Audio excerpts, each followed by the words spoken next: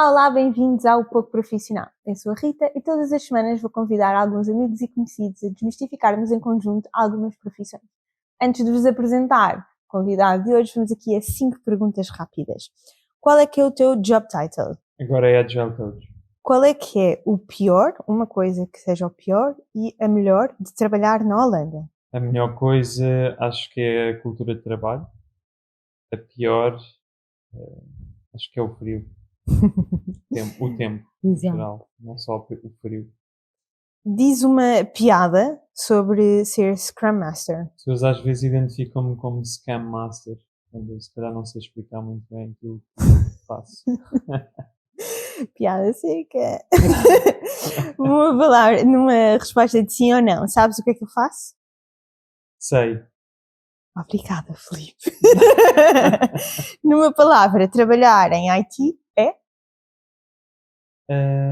Fixe. Vamos então aqui à introdução. No episódio de hoje temos o Filipe. Foi embora de Portugal para uma terrinha lá na Holanda há cerca de uns 8 anos.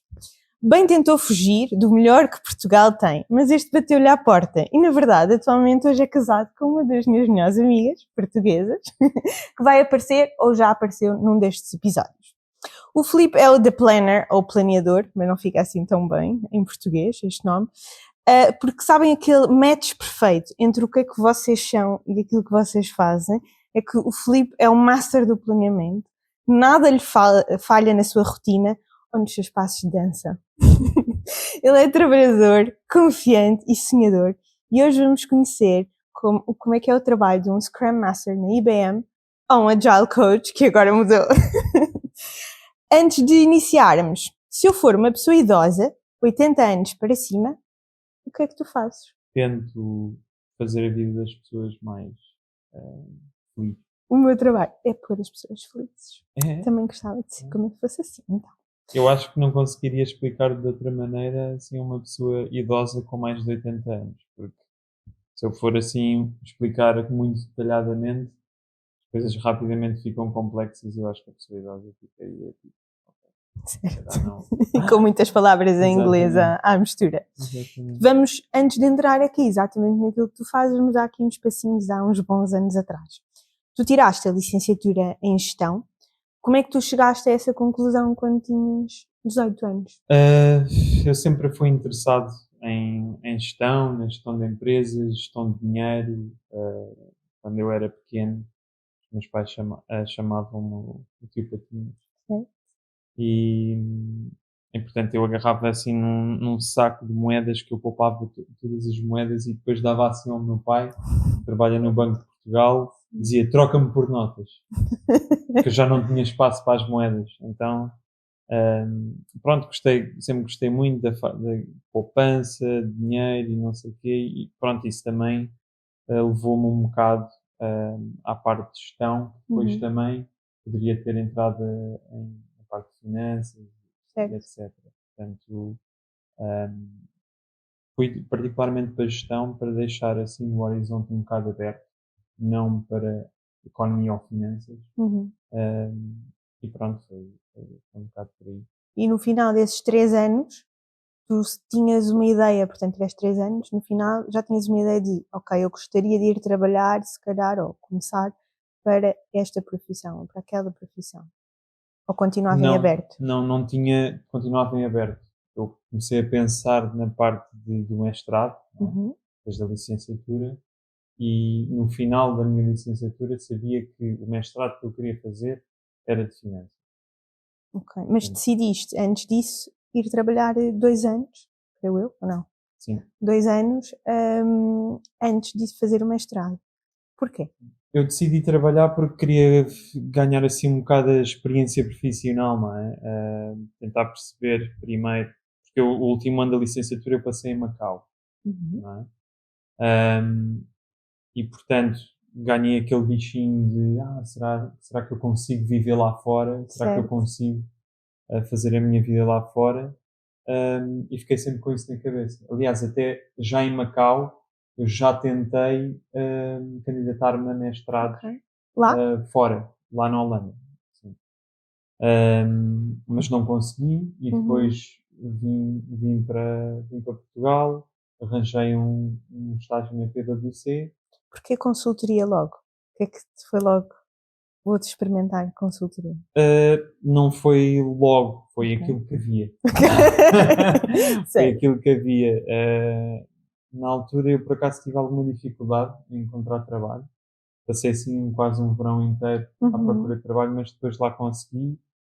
Um, e, e pronto, eu fui trabalhar como estagiário de Market Research Uhum. durante um ano. Por acaso até recebia bem para estagiário na altura, que eu ia sempre no comboio e ouvia imensas pessoas a dizer: estou a trabalhar que nem um cão Certo. há imenso tempo e só me pagam o almoço. Eu acho que nessa como altura estagiário. ainda não existiam os IFPs, pois não? Não, acho que não. Acho que não. Mas não me lembro, Portanto, não sei, não sei dizer ainda ao certo. pagavam menos, digamos assim, por um estágio, não é? Pelo Sim, primeiro é trabalho. capaz, é capaz. Eu acho que estavam na altura de surgir. Certo. Iam surgir. E, portanto, esse foi o primeiro ano na PwC. O segundo ano já trabalhei como auditor. Portanto, eles dei entrada como auditor de agências seguradoras. O que te E deu pronto. logo aqui a alergia do que é trabalhar em Portugal. Exatamente, ou seja, eu ganhei aquele estofo de trabalhar em Portugal, ainda por cima numa PwC, que é uma Uhum. consultora que portanto, Um pronto, não vou, ritmo não vou falar alucinante. especificamente deste emprego, não é? Daquilo que eu fiz lá, mas aquilo exatamente, é um ritmo muito acelerado. Uhum. Trabalhava até muito tarde, quando era Sim, fecho de contas, era até às sim, meia-noite, houve uma vez que sim. fiquei até à 1 da Eu manhã. ainda não trouxe aqui, só vou fazer uma pausa, desculpa, ainda não vos trouxe aqui um auditor, mas nós já tivemos aqui uma pessoa na componente da Deloitte, de consultoria, em que vocês perceberam que o ritmo de trabalho não é exatamente como o Filipe estava a dizer, porque normalmente quando se pensa em consultoria neste nível alucinante é mais em auditoria, e, portanto aí sim tem que trazer uma pessoa de auditoria para vocês perceberem o que é que significa este fecho de contas e o que é que significa trabalhar tantas horas seguidas, porque realmente é uma profissão um pouco desgastante e que normalmente é o que as pessoas associam depois muito àquelas horas longas de consultoria, normalmente está associado à Uhum, auditoria uhum. ou taxes. Pronto, e eu tenho tido essa experiência aqui em Portugal. Depois aquilo que eu me deparei foi, disseram-me assim: tu agora vais ser promovido de júnior para associate, algo Uhum, assim. sim, E eu depois fiz as continhas, como eu gosto muito de finanças, fiz as exato. continhas, tipo patinhos, não é? E percebi que eles iam basicamente pagar mais 70 € por mês com o triplo, ia ter o triplo Da das responsabilidade. responsabilidades, não é? Uhum, uhum, E eu, então, mas eu já estou aqui, que nem um cão, a trabalhar até às não sei quantas e vocês dão mais 70 € para eu ter o triplo das responsabilidades. uhum, Depois tinha eu basicamente de assumir o papel de ensinar sim, os júniores. E então disse, calma lá, vou mas já dar o litro para conseguir me pôr daqui para fora. E aí, sim. pronto, comecei mesmo a investir muito mais em peso Uhum. ahm, para fazer uma mestrado em finanças na Holanda. E porquê um mestrado em finanças, no seguimento da licenciatura, e depois disso, porquê Holanda, e especificamente Groningen, que é uma das cidades, Sim. uma das cidades da Holanda. Porquê finanças? Portanto, eu já tinha explicado, eu estava muito interessado e também sempre me interessei por investimentos e empresas Uhum, e o stock market, não é, a bolsa de ações. uhum, Um, e pronto, acho que toda a gente tem que perceber um bocadinho de finanças. Acho que é muito interessante. E eu, pronto, fiquei muito interessado em crescer um bocado nessa área. Também o facto de ter trabalhado com seguradoras, certo. eles também trabalham muito com a parte financeira. Uhum. Também, pronto, fez esse bichinho, verdade? E portanto, decidi finanças. Um, Holanda, porque Holanda.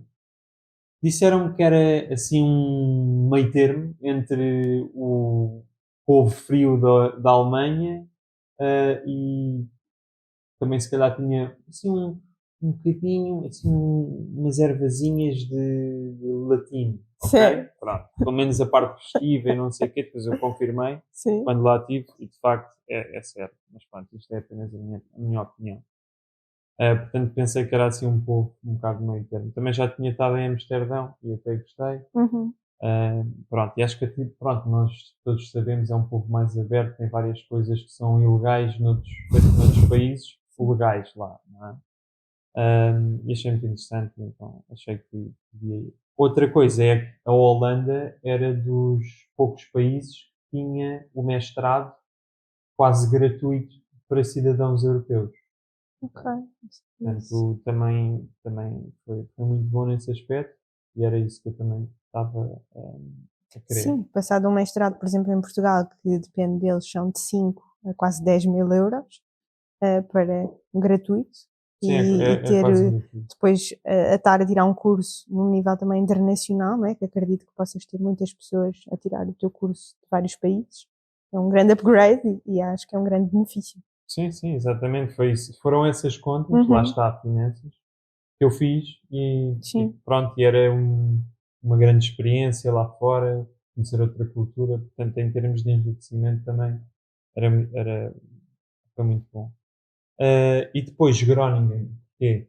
Porque, portanto, eu como te disse já em Macau, tentei me candidatar para alguns Certo? mestrados. Groningen, a Universidade de Groningen em particular, não tinha na altura um mestrado assim muito conceituado em finanças Uhum, e a própria universidade não era extremamente bem conceituada relativamente a outras. E portanto eu candidatava-me sempre, por exemplo, à Universidade de Maastricht, à Erasmus Rotterdam University, também a UvA, a University of Amsterdam, e nunca pensei em Groningen. O que é que aconteceu? Eu fui ver quais é que, aliás, nem fui eu, foi a minha mãe, foi ver quais é que eram as universidades com que o ISCTE, que era a universidade onde eu tirei a licenciatura, uhum. tinha protocolo, quais é que eram universidades que tinham protocolo. Tá? E Groningen era uma delas, e eles aí não exigiram o GMAT, que era o exame. Eu estava sempre a chumbar, isto é, nunca conseguia ter a nota Para ter para equivalência de para como entrar, tinhas estás a tirado a ver? licenciatura, sim. Exato. E já tinha feito o IELTS Uhum. para o inglês e isso aí estava tudo ok. Mas o GMAT matou. E então eu não consegui entrar nas outras, mas Groningen não exigiu o GMAT e eu entrei. Acho que estava tudo alinhado para depois conheceres a minha amiga. Olha, e aí foi o caminho de gestão, depois de finanças e o teu primeiro trabalho, depois do mestrado, é na IBM, IT. Quer dizer, dentro, obviamente, de uma empresa pode-se fazer muitas coisas, mas porquê este primeiro passo de tirei finanças e vou para a IBM? Isso não está totalmente correto, Ok, porque eu tive um trabalho o antes. teu LinkedIn está errado. Por acaso, Se calhar não está, é o se teu calhar, passeio. não, se calhar eu tirei. Porque foi um trabalho assim Ok. de curta duração. Foi durante o verão, e eu tive a trabalhar como Customer Service Agent, Uhum. a vender bilhetes eletrónicos. Tens sim, senhora. Sim, Tem? tens sim, Ah, senhora. pronto. A vender bilhetes eletrónicos para festivais. Uhum. Inclusivamente até vim aqui ao Boom Ok. fazer troubleshooting de pessoas que não tinham bilhetes pronto, para entrar Uhum. no festival do Boom. Sim. Isso foi uma coisa interessante. Portanto, esse foi o meu primeiro trabalho, mas foi quase como uma stepping stone para depois o trabalho real. Uhum. Mas eu, quando terminei o mestrado em finanças, eu mandei-me a todos os bancos e todas as instituições financeiras que eu poderia na Holanda. Só que eu acho que, para já, na Holanda têm uma cultura de trabalho muito específica, ok? Eu acho que existe noutros países, um bocadinho, mas é, por exemplo, comparativamente a Portugal, que era a cultura de trabalho que eu estava habituado, não é bem assim, ok? Eles focam-se muito mais na inclusão, diversidade, essas coisas, e Ok. no facto de seres honesto e sincero com aquilo que dizes, e se não sabes, tens de dizer, ok? Uhum. Não sei. Ou se é não, é não. Certo. Tudo bem?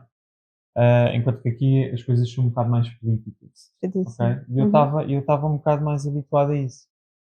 Eles faziam muitas vezes nos bancos uns testes de personalidade, quase, ok? E eu chumbava a todos.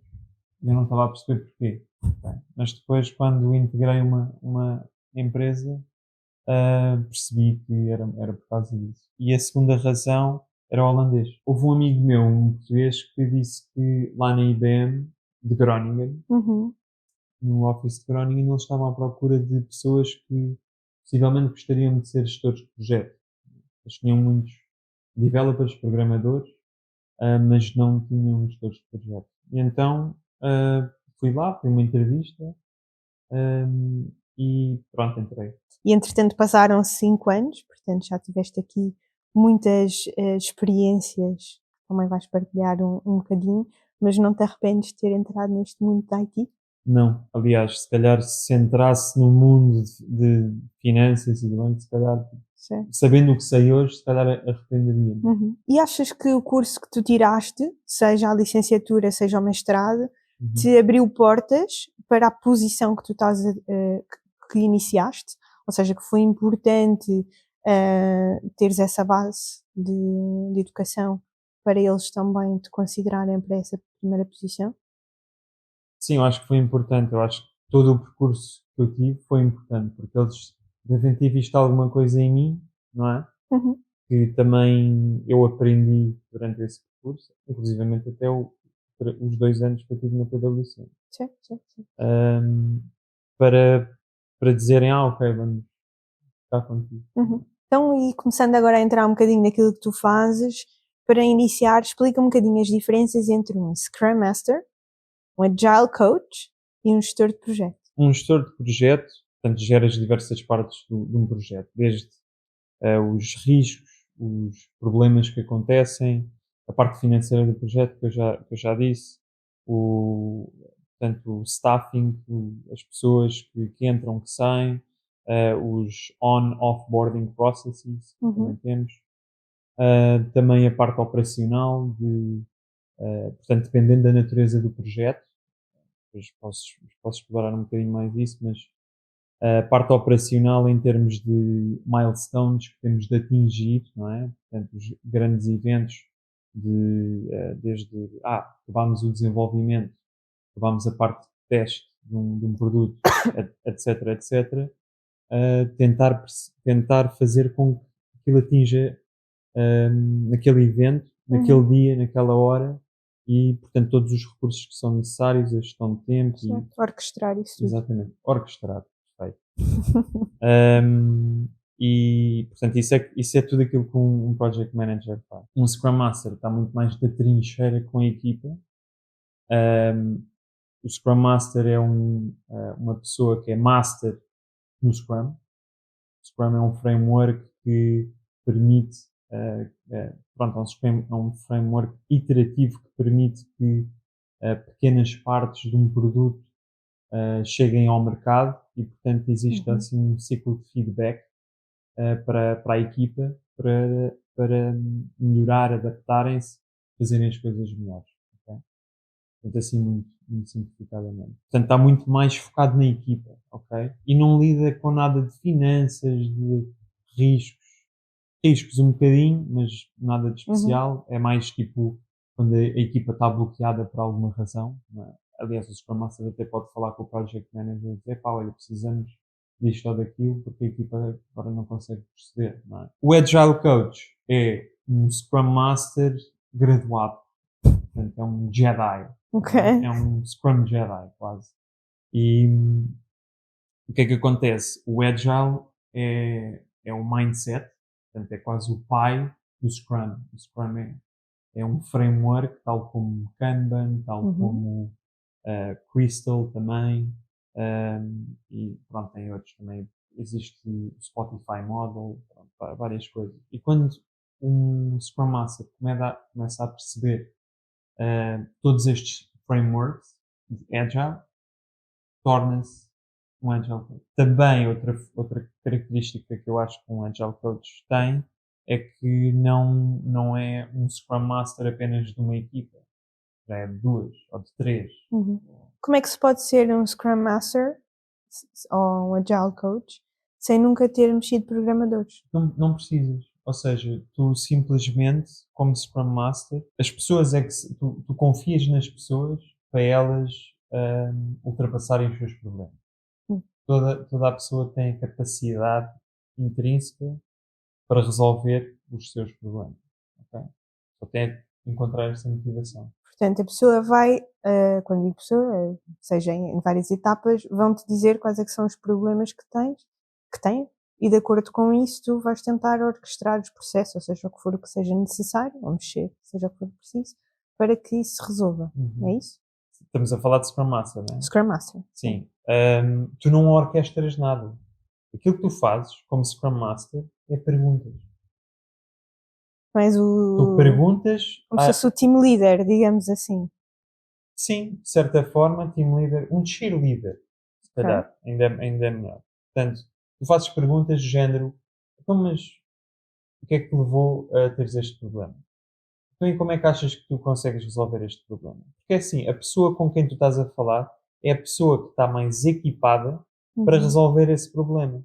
Então, para tornar mais fácil para as pessoas conseguirem entender, dá-me um exemplo de um problema que possa surgir e de que tipo de perguntas é que tu poderias fazer para que se consiga resolver esse problema. A minha equipa teve um sprint, portanto uma iteração, onde eles não entregaram nada, não conseguiram completar nada. Portanto, eu depois vou-lhes perguntar... Mas aí, só um passo, antes de chegar aí, tens o Project Manager a informar-te que a sprint está atrasada e que não vamos ter entregáveis, ou és tu que vais entender junto aí com a equipa que não vão conseguir entregar nada e depois dizem ao Project Manager? Eu acho que é importante, dando assim bem uns 3 passos atrás, é importante perceber que quando estamos a falar de um tipo de contrato ou tipo de projeto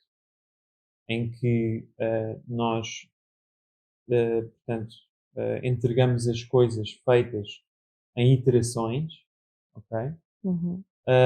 O Project Manager tem menos relevância, ok? Eu falei de milestones, não é? Aqueles eventos de, ok, pronto, aqui temos de entregar isto, temos de entregar esta parte do projeto. Ok, vou-te só interromper, só porque acho que pode uma coisa não estar a ser perceptível para as pessoas que estão a ouvir. Dá-me um exemplo de um projeto. Ok, Só para conseguir um projeto tornar de palpável. IT, um projeto de IT tem várias fases. Não, no sentido de estamos a desenvolver uma aplicação. Pode ser? Okay. Então, estamos a desenvolver uma aplicação. Para desenvolver esta aplicação é feito todo um levantamento de requisitos para desenvolver esta aplicação. Sim, essa parte é design. Onde é dividido por sprints, que normalmente são 2 semanas, depende aqui depois da metodologia, em que em cada sprint vai ser levantado todos os stories ou tudo aquilo que vai ser desenvolvido durante essas próximas 2 semanas. E, portanto, é feito esse levantamento inicial e depois vai ser desenvolvido e no final dessas 2 semanas é feita uma demo no qual se tem que apresentar o que é que supostamente foi-se desenvolvido nessas 2 semanas. Só para perceber, as pessoas isso aí é conseguirem perceber isso aí é um sprint. as coisas que estás a dizer. Sim. É exatamente igual. Sim, portanto, nesse caso, nesse tipo de projeto, não é? Nessa forma de trabalhar, quando fazes Scrum, a relevância do Scrum Master é muito maior na parte operacional. Não é?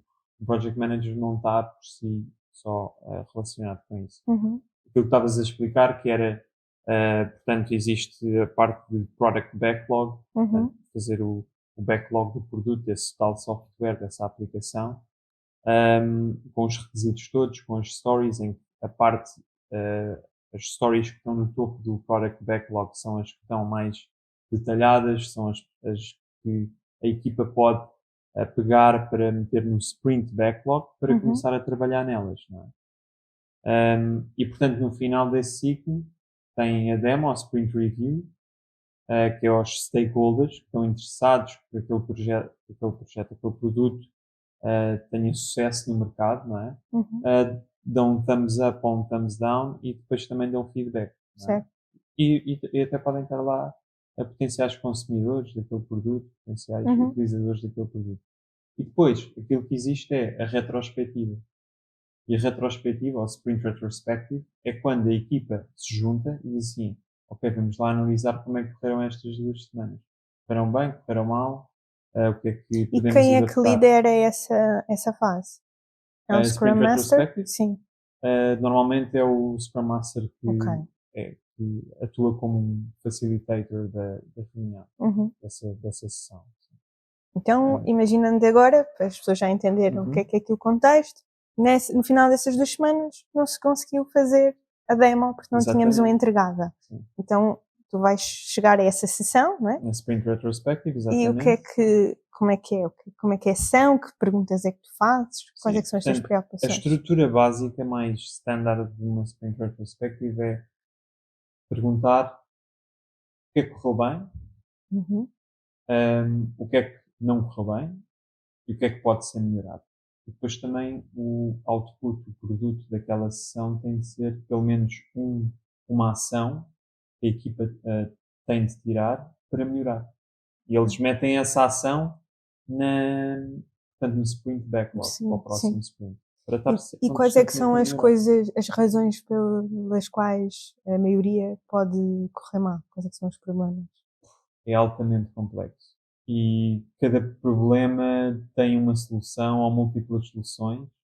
Tu podes fazer, por exemplo, root cause analysis. Não existe assim um diagnóstico único para vários problemas ou para um problema específico. Não é? Portanto, não te esqueças, estamos aqui a lidar com pessoas e interações de pessoas e equipas, e isso aí é o que também torna a função e o trabalho altamente desafiante e para mim também muito motivador, não é? Que é, estou-me sempre a surpreender, não é? Com as pessoas, com o que as pessoas fazem e com as interações que eles têm. Mas era mais no sentido de tentar entender se as razões poderiam ser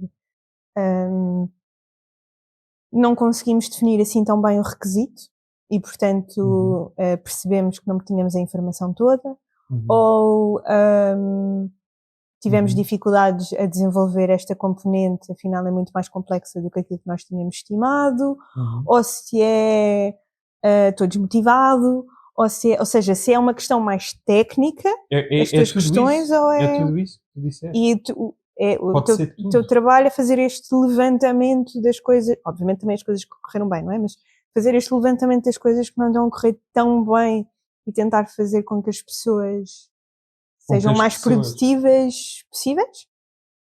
Sim, não é que sim, sejam mais produtivas possível e que continuem a melhorar. Não é?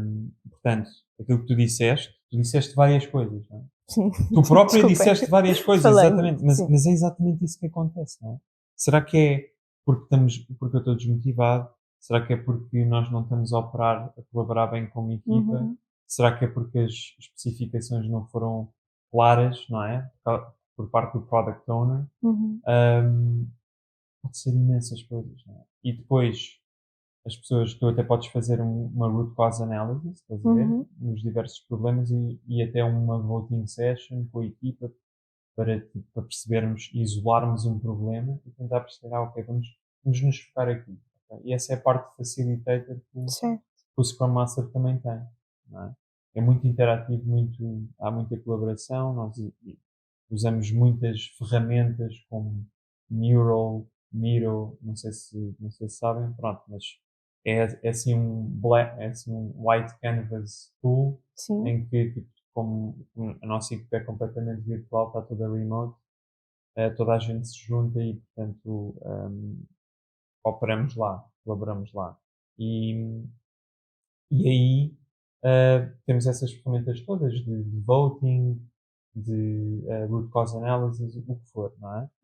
E portanto o output é sempre diferente. E é curioso tentar perceber, tipo, ok, e se for sempre igual o output, até porque alguma coisa está mal. Certo. É porque o mesmo problema está sempre a surgir e o Scrum Master não está a conseguir fazer com que a equipa consiga Superar os superar, problemas. solucionar esse Uhum. problema. Então podemos dizer que és quase um psicólogo da tua equipa. Sim. É assim, sim. Não é esse o tipo da função, mas faço muito trabalho quase de psicologia. Eu não posso ser psicólogo, porque não sou formado em psicólogo, nem tenho É um coach, certificação. que é até certo ponto, Coach, não sim, entras nessa exatamente. esfera de que é Não uma posso sequer entrar. terapia e, Posso como é sequer óbvio, mas é mais no sentido de mexer com os sentimentos e perceber se as pessoas estão motivadas ou não. Então, eu sei que é sempre diferente e depende do projeto, mas tenta descrever um bocadinho o que é um dia de trabalho teu, Uhum. com as tarefas, obviamente, incluídas, para nós conseguirmos perceber o que é que um Scrum Master também faz, ou Agile Coach, Uhum. neste caso. Que já. Começo o meu dia com a ir a vários daily scrums. Uhum. Eu não digo daily stand-ups porque acho que stand-up é uma coisa que não é muito inclusiva. Porque há pessoas que não podem levantar-se. Não se podem levantar. Ok, Não é? sim. É verdade, é verdade. Eu aprendi isto há pouco tempo. Ok. Então é daily scrum. E começo com 3 daily scrums, porque eu Uhum. sou Scrum Master de 3 equipas. São uns logo a seguir aos outros, e então estou lá basicamente a ouvir, simplesmente. Uma coisa que os Scrum Masters fazem muito é active listening. Uhum. E depois, no final do Daily Scrum, se calhar se eu tiver alguma questão, eu faço uma questão para a equipe. Ok? Normalmente é o que é que vocês conseguem terminar hoje? O daily Scrum É sobre aquilo que vão é fazer um naquele plano, dia. exatamente, Uhum. para o dia de hoje. Ok? O que é que vocês conseguem terminar hoje? Porque uma coisa que eu também quero instigar nas minhas equipas é o mindset de stop starting, start finishing. Uhum. Ok? Portanto, é mais para terminar. E isso é que também previne sempre aquele problema. Não conseguimos atingir nada neste sprint. Daily scrums. E depois aquilo que eu faço também é um bocado tentar desbloqueá-los de alguns problemas que eles têm. Por exemplo, perderam um acesso na alguma tool que precisam. Uhum. Vou lá desbloquear, vou falar, vou tentar perceber quem é que consegue ajudar para que eles se consigam focar no trabalho e não Uhum. tenham essa esfera de perturbação e estejam protegidos e sempre operacionais. Também, pronto, como eu trabalho como é que é dizer, é Scrum at Scale, portanto é várias equipas de Scrum a trabalharem todas juntas, isso traz muito mais complexidade do que apenas uma equipa. E então nós também temos de tentar perceber quais é que são os riscos e tentar alinhar as equipas, coordenar Certo. as equipas. Então eu também falo com outros Scrum Masters para tentar perceber o que é que eles estão a fazer, o que é que eles não estão a fazer. Também preparo as retrospectivas que vamos Uhum. ter, preparo as sprint reviews, as demos, e tento também preparar, juntamente com o Product Owner, o que é que se vai trabalhar no próximo sprint. Porquê é que tu achas que a metodologia que tu trabalhas, que é Agile, é melhor, ou se é que achas que é melhor, do que as outras? Eu acho que é melhor porque nós vivemos num mundo em que mudança, eu vou dizer em inglês, ok? Uhum. Change is the only constant. Num mundo em que está tudo sempre a mudar, não é? Se nós não mudarmos com o mundo, então se calhar vamos nos desiludir no Uhum. final. E antigamente a metodologia de criação de produto, software, e acho que de outras indústrias também, é essa tal parte de portanto, planeamento, acaba o planeamento, começa outra fase de design, começa a parte de desenvolvimento, teste e lançamento. Ora, isto pode durar 3, Ou 5 um anos, não ano, é? já nem é aquilo Exatamente, que querias. exatamente, Uhum. exatamente. Já nem é aquilo que querias. Sim. Ou seja, aquilo que tu definiste, se calhar já nem serve para o mundo Uhum. em que estamos. Não é? E Agile e os frameworks que servem Agile, portanto, são um bocado a solução para isso. E estão um bocado ajustados ao mundo em que realmente vivemos. Que está sempre em mudança. E, portanto, é aquela iteração em que tu fazes uma pequena parte do produto, testas essa parte e tens o feedback imediato no mais curto espaço de tempo. E achas que todos, tudo o que são produtos ou projetos ligados a IT devem ter esta metodologia como base? Ou achas que deve ser adaptado? Hum, eu, pronto, eu isso aí eu não consigo terminar, ok, este tipo de projeto, ou todos os projetos de IT têm de ter esta metodologia, porque eu não tive em contacto com todos os tipos de projetos de IT que existem. Uhum. Portanto, eu não posso dizer com confiança, ou não posso responder com confiança a essa pergunta, mas daqueles em que eu tive, ok, aqueles que eu participei, sim, acho que este mindset e os frameworks podem ir mudando, não é? Consoante Sim. as dinâmicas das equipas, os frameworks servem muito bem todos os projetos em que eu tive. Uhum. E como é que tu aprendeste isto tudo? Esses frameworks todos, esta linguagem de IT, uma vez que tu tiraste um mestrado em finanças? Uhum. Ok, começaste como a gerir alguns projetos, mas na verdade tu já tens aqui muito conhecimento do mundo do IT, não é? Uhum. Ou de, pelo menos de projetos de IT, metodologias que são também muito implementadas em desenvolvimento de projetos de IT. Como é que Uhum. tu adquiriste todo este conhecimento? Foi na IBM. Foi na IBM e, portanto, eu comecei por ter um traineeship lá, em que tinha essa parte, essa componente de Scrum e de Scrum Master. Um, e pronto, e depois também ganhei um interesse pronto, intrínseco, Uhum. vá, e comecei a ler livros, comecei a ouvir podcasts, comecei a pedir mais alguma coisa. Isso também moldou um bocado, não só a minha forma de trabalhar e de ver as coisas, como também até teve um impacto quase pessoal, porque tornei-me uma pessoa um bocado mais calma, até comecei a meditar, etc. Porque o Scrum Master é importante tu teres uma muito boa inteligência emocional, ok? Portanto, acho que também impactou portanto, todos os aspectos da minha vida, Uhum. mas originou-se nesse traineeship da IBM. Uhum. Foi a partir daí e depois foi tudo extrapolado. E tu achas que as pessoas da tua equipa veem utilidade naquilo que tu fazes? Vem. Portanto, eu a toda a hora pergunto: achas que aquilo que eu faço é beneficial para ti? É Uhum. benéfico? Não é? E estou sempre a pedir feedback. E as pessoas dizem, e eu às vezes digo assim, mas honestamente, diz-me, eu não vou ficar magoado, diz-me, Para melhorares. Uhum. exatamente, achas que, e o que é que eu preciso fazer para melhorar? Portanto, Sim. se eu não vivo este espírito de melhoria contínua acerca de mim próprio, como é que eu posso dizer às minhas equipas para eles melhorarem continuamente? Uhum. E eu também, uma coisa que eu quero muito, e neste momento estou a trabalhar com as minhas equipas, é que eles cultivem uma cultura de feedback intensivo, quase, ou exaustivo, exato.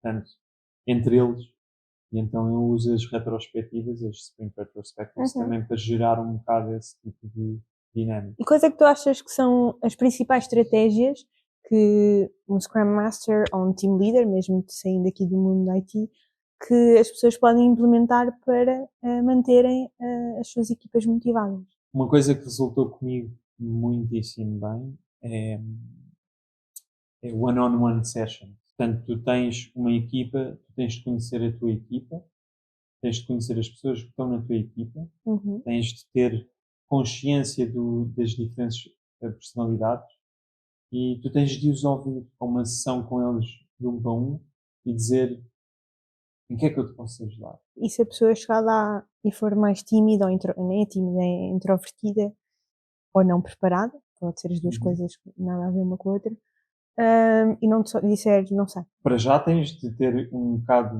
umas skills de desbloquear a pessoa. Não é? Uhum. Isso que tu estás a dizer acontece muitas vezes comigo, não é? Portanto, eu se calhar pergunto, no fim de semana, o que é que fizeste, o que gostas de fazer, etc. Também para conhecer um bocado a pessoa. Aí a pessoa começa a ficar um bocado mais tranquila.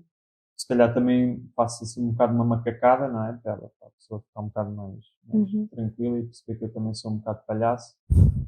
E portanto que a pessoa pode ficar relaxada, porque essas sessões têm de ser um bocado informais. Certo. E aí, pronto, a magia acontece. E então as pessoas começam a falar, eu começo a utilizar uma técnica de coaching que é Powerful Questions, portanto, Open-Ended Questions, que, por exemplo, um exemplo de Powerful Questions é se tivesses uma varinha mágica e conseguisses fazer tudo, qual é que era a primeira coisa que fazias, não é? Portanto, associado ao projeto, por exemplo, à vida profissional. E, portanto, isso aí desbloqueia a criatividade que eu simplesmente sou sempre surpreendido com a capacidade criativa das pessoas quando faço essas questões. E pronto, é muito interessante e eu trabalho com pessoas que têm personalidades introvertidas e pronto, eu realmente venho com a experiência, mas eu depois consigo desbloquear esse lado. Às vezes não consigo, às vezes não Mas consigo. tentas melhor para a outra sessão. Tento depois, não é? E depois a primeira sessão não corre bem, a segunda corre. E portanto a pessoa depois também há pessoas que também têm de ganhar um bocado mais confiança contigo e portanto ao longo dessas sessões. E estas sessões são trimestrais, são mensalmente? Mensalmente. Tu achas que se tivéssemos que classificar, tu passas mais de 50% do teu dia a fazer exatamente o quê? 500. A ouvir? Não. A ouvir, sim. Sim, mas também às vezes também participo. Sim. Mas é muito ouvir. Quais é que tu achas que são as principais competências de soft skills e técnicas? E aqui técnicas, se calhar, aprofundar um bocadinho as certificações que tu precisas, ou que achas que faz sentido um Scrum Master ou um Agile Coach ser um bocadinho mais específico nesta componente aqui das competências técnicas. Eu acho que é importante ter uma comunicação clara e direta. Também isso é muito eficiente. Portanto, se tu começas em rodeios e não sei o que, as pessoas não te percebem, depois tipo, ninguém te percebe, depois às vezes as pessoas têm receio de perguntar o que é que tu quiseste dizer, depois ninguém percebe nada e acabas uma reunião e ninguém percebeu nada, não é? E pronto, tens de ter outra reunião para falar exatamente o mesmo. Portanto, acho que é muito importante de reduzir aquilo que eu chamo o waste. Portanto, e a comunicação clara, direta, é muito importante. Às vezes eu acho que ninguém na reunião percebeu aquilo que uma pessoa disse e eu pergunto à pessoa diretamente, então mas calma lá, o que é isto? O que é que tu queres dizer com isto? Não é? Isso também é o trabalho de Scrum Master, é fazer com que as coisas todas sejam eficientes, sejam produtivas e realmente... Que estejam todos alinhados e todos tenham exatamente o mesmo tipo de informação para depois não estarem a caminhar para sítios diferentes. Portanto, comunicação direta, concisa, que é uma coisa que eu também desenvolvi. Eu não era muito bem em comunicação. E depois outra coisa uma coisa que eu também já disse, que é active listening. Portanto, para mim também é um tipo de comunicação.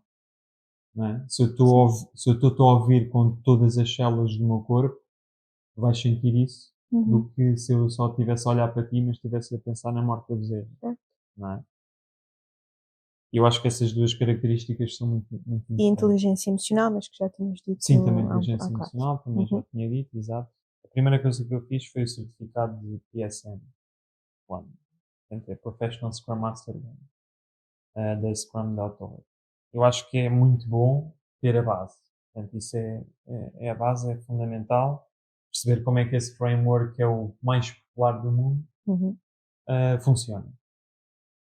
E depois também, eu acho que, portanto, esta parte dos one-on-one coaching, etc., isto aqui é preciso tu teres uma parte de um entendimento de coaching, o que é coaching e como é que tu tens um coaching mais estruturado.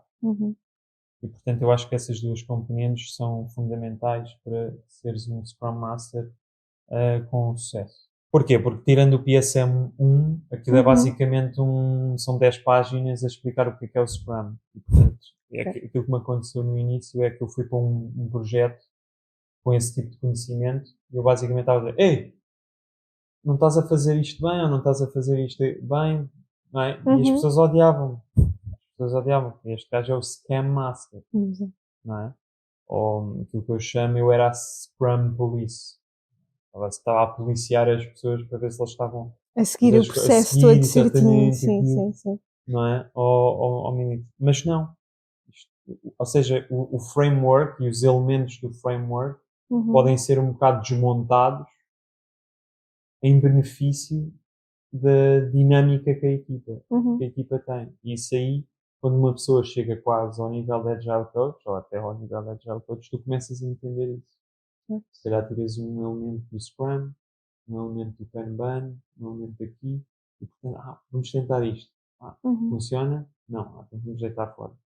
E isto funciona? Ficha, então vamos fazer isto, ok? Portanto, é uma jornada, não é uma cena. Uhum. É uma coisa que tem que ser acontecer de um momento para o outro. Certo, certo. E olha, o que é que te deixa mais feliz no teu trabalho?